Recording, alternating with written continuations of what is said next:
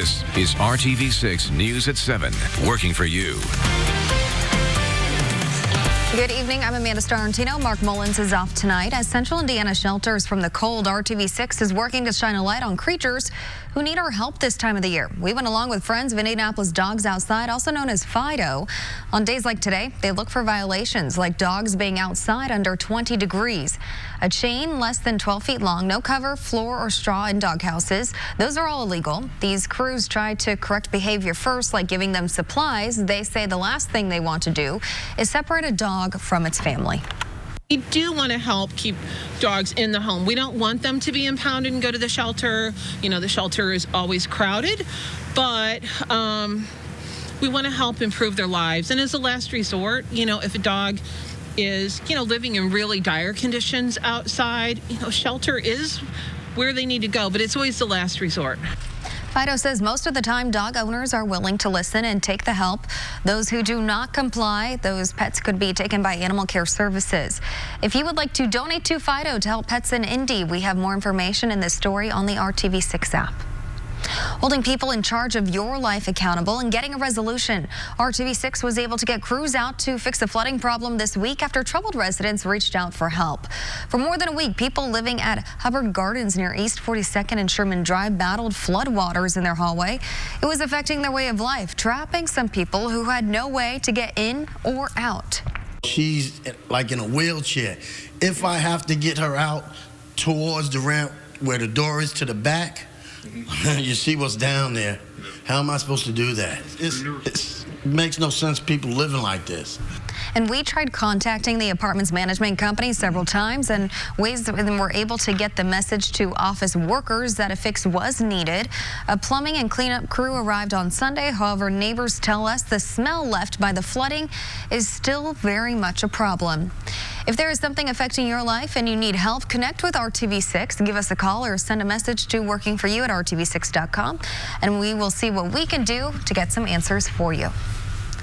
Now in the Storm Team 6 Tracking Center with Chief Meteorologist Kevin Gregory, the sunshine was nice after a very cold and dreary day yesterday. Yeah, yesterday we just could not stop the snow showers and flurries, and temperatures were stuck between 12 and 14 all day long. So compare that to our 26 degrees and it's feeling pretty good. We've had the clouds roll in after that sunshine, as Amanda was mentioning. Temperatures, they'll be slow to change here over the next few hours. The clouds are going nowhere. Call it partly to mostly cloudy. As you look at the radar, if you have our RTV6 app or Storm Shield app, you may think it's snowing. Sometimes in these situations, that moisture, the snowflakes won't make it to the ground. It's too dry, and so nothing more than a flurry around this evening. Temperatures, as you can see, all within a degree of 25. That's about as consistent as it can get. We broaden our view. Chicago's at 25, 30 in Gary. Temperatures elsewhere all about 10 degrees below average. The wind is out of the north and northwest. It will be light tonight and during the day tomorrow, which means the wind chill won't be much of a factor. These are actual temperatures we expect tomorrow morning. After tomorrow morning, there are no more temperatures in the teens within the forecast. We'll kind of turn it the other way, start to warm up above average. Amanda? Well, if our area stayed around single-digit temperatures, the ice might not be so dangerous. But today, local experts in charge of saving your life want to get the message clear. Stay off the ice in central Indiana. Children should be kept off ponds that have iced over, even if it means calling police to keep them off. No ice fishing in this weather either. First responders who've been doing this in Indiana for years say this week's yo-yo temperatures make things even more dangerous. That's the downside of ice here in central Indiana especially, is it never gets strong enough. So you can see this is just a little over an inch in thickness as far as this ice goes, and that is not going to hold someone up for very long.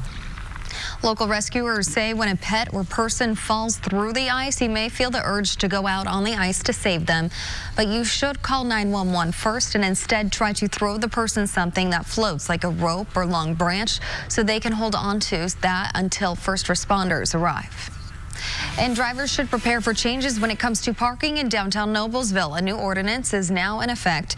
Downtown parking is now separated into 3 locations: paid parking lots, free on-street spaces, and 2 consecutive hours of free parking per day. 20-minute parking spaces have also been added. Staying over your time puts you at risk of receiving a $20 ticket. New Kiosks have also been added that replace outdated meters. The new parking strategy allows for a one-year pilot in order to study the impact of these changes.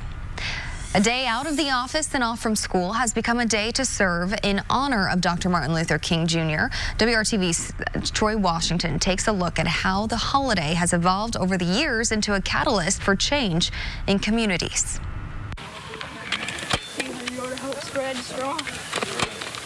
Okay. Oh. Yeah, I'm Frigid temperatures were no match for volunteers determined to take a day off and turn it into a day serving in the community. They came out, they didn't complain, they rolled up their sleeves, got their hands dirty. In honor of the icon's legacy, volunteers grabbed gloves and got to work in their own communities. John Hawkins is with the Indiana Civil Rights Commission. He helped put together today's day of service for Martin Luther King Jr. Day. It comes back full circle for me. Played on these basketball courts, out on those tennis courts. You know, I ran around Watkins grounds. Now he's using those same hands to fix this chicken coop that belongs to Cleo's Bodega and Cafe. It's a humbling experience. You're able to go out there and, put together the chicken coop where they get the eggs and work on the grounds, where it's going into the cafe and the grocery store. Cleo's is the only grocery store in the area, and if it weren't for today's day of service, the coop might not have been completed for another 4 weeks. It's all meaningful work, and it's all community driven. At least 200 volunteers showed up to pick up trash and be the change they want to see in their city. Not about just this one day, because he wasn't about just one day. So let's continue all through the year doing something for somebody else and giving of yourself. Gregory Wilson says if change starts today, then consistency in the community can follow. And the only true way to honor Dr. King's legacy is to make serving a habit. Working for you, Troy Washington, RTV6. And people all over central Indiana came out today to give back in the name of Dr. King. We caught up with people assembling street outreach survival kits at the Kennedy King Park Center. Organizers say they were pleased with the turnout, with people of all races, genders, and ages there today to help pack those kits. And they had special plans to show the kids Robert Kennedy's speech the night he was in Indianapolis and spoke to crowds when MLK was killed, to give them some historical context. That all happened in 1968, but today they can take up their power and they become human rights defenders. And so this is all just to start that spark with them. The volunteers aim to assemble about 1,000 kits today for people in Indianapolis who are experiencing homelessness in an effort to get them what they need to survive. There's a moment on Super Bowl Sunday when it's actually the deadliest time to hit the roads, the most dangerous hour to drive on the biggest sports day of the year. Plus, a little later on, it's a new virus we're only just hearing about, but it's spreading fast. The latest on the virus that's turned deadly still ahead when the news continues on RTV6. Storm Team 6 working for you. This is the news at 7 on RTV6. The teams competing for Super Bowl 54 have been decided. The Kansas City Chiefs and San Francisco 49ers are headed to Miami.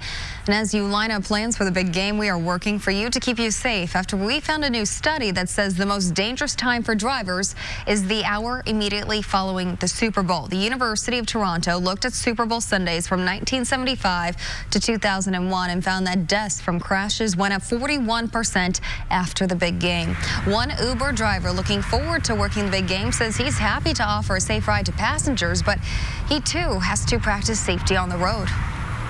I have a keen observation, good eyesight. I'm mindful, especially at intersections. I tell my son, I tell everybody, it's intersections where accidents happen, so don't be so fast to go when the light turns green, even with people honking nowadays because they're impatient. I wait 1 or 2 seconds. Crash attorneys say if you do find yourself in a crash situation, take plenty of photos and videos. Coming up, they took away her children for months because they thought her baby had been abused. Now this mom is sharing her story as a warning when they finally figured out it wasn't her fault. The push for legal change next. And a chance for snow and some rain later in the week. We'll have more on the timing and look into the weekend. Of course, never too early to look into the weekend. education.com today. This is RTV6 News at 7, working for you. Working for your health tonight, health researchers are warning that the whooping cough could be turning into a superbug. Experts at the University of New South Wales say the whooping cough bacteria has grown and evolved and can now survive the vaccine. That means people who have been vaccinated could still be vulnerable to being infected. Doctors say you should still take precautions and take all 3 rounds of the vaccine if possible. And there are renewed concerns in China right now as the government works to combat a deadly illness that has already infected hundreds. Health officials there have just confirmed that there has been human-to-human transmission of the viral pneumonia known as coronavirus. There have been at least 217 confirmed cases with at least 3 people dying. To help prevent the spread, half a dozen countries in Asia, along with 3 American airports, have started screening people for the virus. A mother has her children taken away all because of a medical mistake. Now our Elizabeth Ruiz has found that mom is pushing for a change to allow a second opinion that could ultimately save a child's life. There are parents and caregivers that are sitting in jail and prison right now that are in fact innocent. Lorena Troy is on a mission to make sure what happened to her doesn't continue happening to others. My children were wrongfully taken from me for 5 months and placed into the foster care system. 5 years ago in Austin, Texas, doctors found fluid inside the head of Lorena's second-born son, JJ. She says they automatically assumed it was shaken baby syndrome. I told the pediatric neurosurgeon, my son's never been hurt in any way. Could this be something else? And he told me yes, but since he's a baby and can't talk, we're just going to go with abuse, and just walked away. Gosh, this is ridiculous. Soon after, JJ and the Troy's 4-year-old son were taken away by Child Protective Services. As a mother, you get so used to seeing your children every day. You know, they're smiling and laughing. Sorry. And that was what was so hard. You just come home to an empty house, and your children, they're just not there. It took 5 months for Lorena and her husband Jason to get their kids back, and 2 more years passed before JJ was properly diagnosed with benign external hydrocephalus. It's a rare condition where spinal fluid can build outside of the brain, leading to swelling. When you go through this type of a situation, you don't really know what to do. Like, I was taking my son to all different types of doctors. To make matters even more complicated, the Troys also had to prove their innocence. They spent $80,000 in attorney fees, had to sell their house, and Jason lost his job. It took more than 2 years and the accurate diagnosis for the couple to finally be cleared of all charges. Lorena says the whole ordeal led her to action and taught her there are other families in the same situation. Families are contacting me, in Oregon, Arizona, California, Texas, Tennessee, just all over Florida, New York, New Jersey. It's crazy, like it's everywhere. Lorena is now working with Texas lawmakers to pass a bill that would allow parents to get a second opinion from an independent medical expert before a child can be taken out of a home. But she's not stopping with Texas. Lorena is already meeting with representatives in California, and she plans to make her way around the country raising awareness about her family's case. We have to fight for our kids and for what they went through and other children are going through. So my kids really motivate me to keep pushing to meet with lawmakers and to keep pushing for changes in all the other children, that are being misdiagnosed. I'm Elizabeth Ruiz reporting. Now, we are recovering from the cold blast we got this weekend, but we have some warmer weather on the way, right? That's what I love. You have a day where temperatures stay in the teens. You get to the 20s without much wind and sunshine. You think we're in Florida. You become our favorite person. There you go. Speaking of Florida, Wednesday morning, temperatures in the mid-30s for Orlando. 45 will be the temperature in Miami. They're not used to that. For us, we're not used to this much rain during the month of January. We've certainly had a lot, over 5 inches, just a trace of snow officially. Our next snow on the horizon, I think, will come as we get to Thursday night into Friday morning, and then again Friday night into Saturday morning. Temperatures this afternoon, the high in Indianapolis, 28 degrees. We're only 2 degrees cooler than that now. Very little change because the clouds have come in to kind of put a blanket over what warmth we did create. 27 in Terre Haute, 24 in Bloomington. Temperatures between now and 11 won't change a whole lot. When we get together, should still be mostly cloudy tonight. just before midnight. Our temperatures eventually land in the upper teens to lower 20s. Some progress tomorrow. We get to the freezing mark, then up and over easily middle of the week. Warmest day of the week will come on Thursday. That will come with increasing clouds, and then by the time we get to Thursday night, our chance for some snow mixing with rain as we move into Thursday and Friday. Notice Wednesday into Thursday morning kind of holding off to the west. This is going to have two speeds, slow and stop. Won't be in a hurry. That means we'll have the chance for that wintry mix in the forecast late Thursday night, then Friday and Saturday as well. Tomorrow, a dry day, temperature by noon at 28 with a mixture of clouds and sunshine through the day and a light wind. 32, the high temperature, that's close to average for this time of the year. When the wind is light, that helps out too. We shouldn't have much of a wind chill to talk about, and winds will be 5 to maybe 10 miles per hour.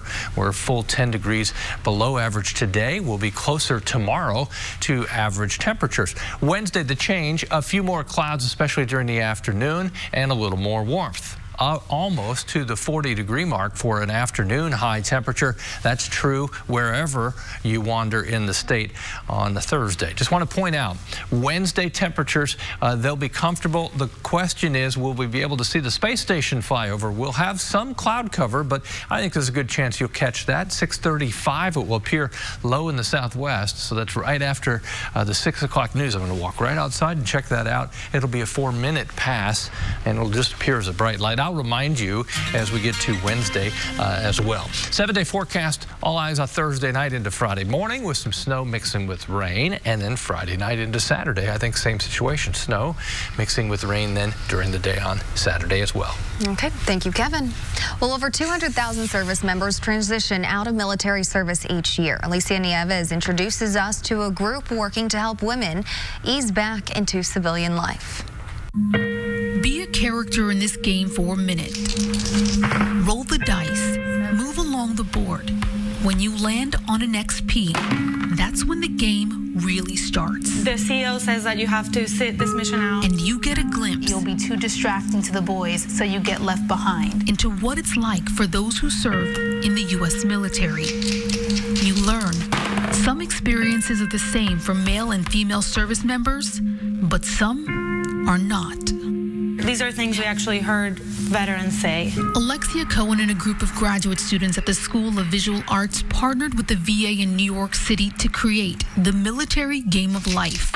It demonstrates a conclusion the VA came to in 2017, that women veterans face different issues than their male counterparts. Even though it's a game and it's gameplay, you are empathizing with the woman veteran experience by playing the game, even if you're not playing as the woman, because you clearly see the differences as the game reveals. Differences someone like Lucy Delgadio can speak to beyond the board game. I was in the U.S. Army.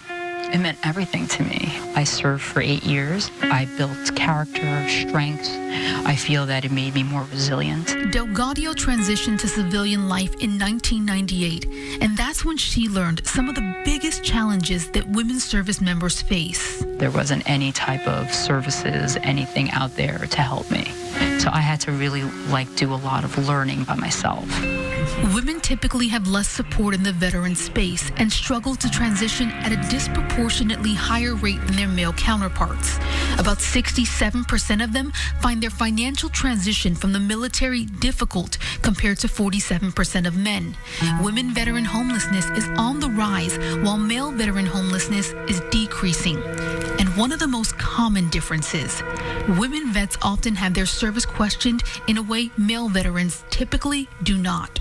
You always have to kind of prove that you are a veteran. I know what I did, and I sleep well at night because of what I did, because I protected this country. But things are changing. 6 months ago, Delgadio was able to get her home state of New Jersey to make June 12th Women Veterans Appreciation Day. Delgadio got support from local politicians and her employer, Parental. With that support, she's working on more change. I hope to see, more transition housing for women. I hope to see a mammogram in every VA in the country, because there's still a lot of VAs that don't have that type of care. Delgadio's goal, even the goal of this game, is to raise awareness and change the women veteran experience while not taking away from the challenges their brothers in the service face. I'm Alicia Nieves. Still ahead, you may not be able to devour an entire town, but this is a good place to start. The special menus on the market next right here on RTV6. Year to drive home a new Nissan. Right now on RTV6, it's time to eat out at that restaurant you've been dying to try. Devour Indy Winterfest kicks off today and runs for 2 weeks. Over 100 restaurants across the city will be offering 3-course value-priced menus. Some of those restaurants include St. Elmo's Steakhouse, the Loft Restaurant, Traders Point Creamery, and the Jazz Kitchen. You can find a full list of participating locations on the story on the RTV6 app or on our website, theindychannel.com. That looked like a tenderloin to me. It all looks delicious. Yeah. So many options. Go check it out. It was a tenderloin. We'll see you at 11. Sounds good.